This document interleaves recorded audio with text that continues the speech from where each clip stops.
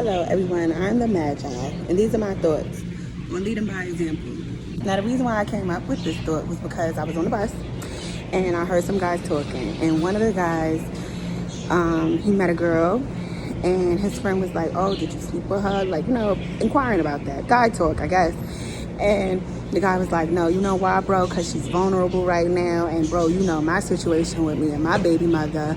I'm vulnerable myself, so I didn't do it. So the friend is like, oh, but she grown, bro. We all grown. If she wanted, she could get it.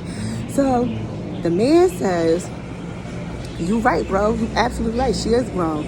But karma comes behind that. Karma comes behind the intention. He was sloppy drunk, too. I wouldn't have even guessed that he was so intelligent like this, but he was like, karma comes behind that, bro. When you don't treat somebody like a human being, you get that back. It comes back. Knowing that I don't want to make her a girlfriend or take her seriously, nah, I don't want that energy around me.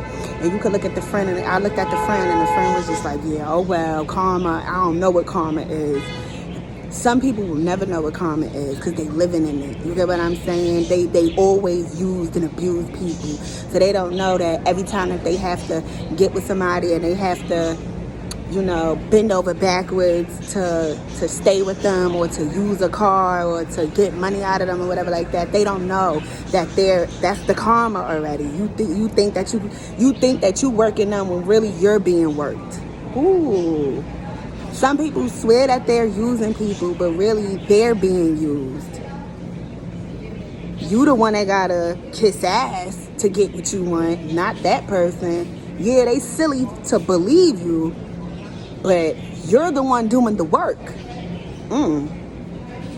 Then it went, what happened? So the guy, he saw some young girls on the bus because he was really like down and out and depressed over like his baby mother and the situation that they was going through. So he saw some young girls on the bus, and he was trying to kick knowledge to them. Like, yo, the first thing he said was mad funny. He was like, all of that, a way to a man's heart is through his stomach. Yeah, that shit don't work on every man, sweetheart. I was cracking up. But then it had me thinking, like, you know what? He's absolutely right. Because you know how we be on social media and we see those, it would be different plates of food from different cultures. And it'd be like, who house you going to? The black girl house, the Chinese girl house, the Spanish girl house, or like, the Indian girl house. And it'll show all their foods. Right? And it's like, oh yeah, I'm going to her house because I like this or this, that, and the third. They're right. Because in my culture, for whatever reason, I feel like we were taught from young to manipulate people.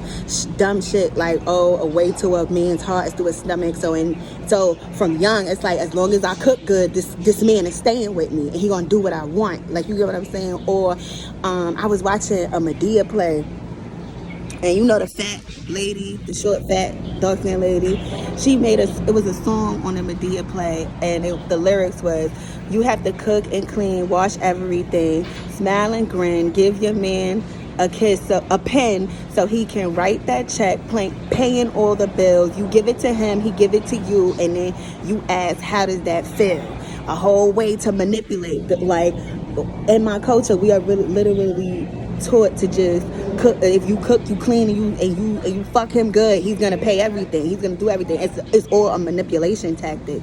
And I don't think other cultures they teach their kids that from young. I think they teach them like, oh, you gotta be honest, you gotta be this, that, and the third, So when he says that, I start cracking up. Like, back to the man saying that a way to a man's heart is not through his stomach. When he says that, I start cracking up, and then I start thinking about like facts. Because if we all know how to cook, then he loves all of us because we're all cooking him good food. So yeah, he's right. The food ain't it. Like, you get what I'm saying?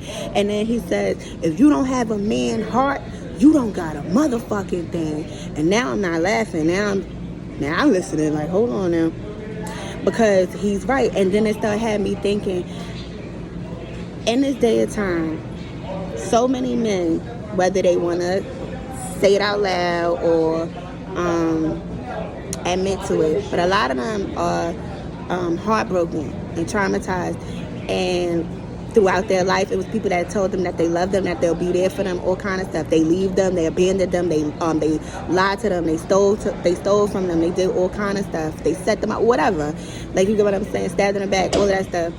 It's like, how do you find a man's heart? How do you get to a man's heart? He probably doesn't even have one right now. So then now the next thing is to get to his mind.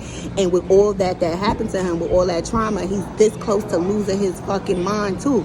So it's like, I don't know, you guys. I don't know. That man, that drunk man on that bus was spitting, all right? He had me in my head, all right? And now I think I got y'all in y'all's. But I don't know. I just hope we all could get to a place in our lives when we could be honest with ourselves and honest to the people that we meet and be real. Those are my thoughts.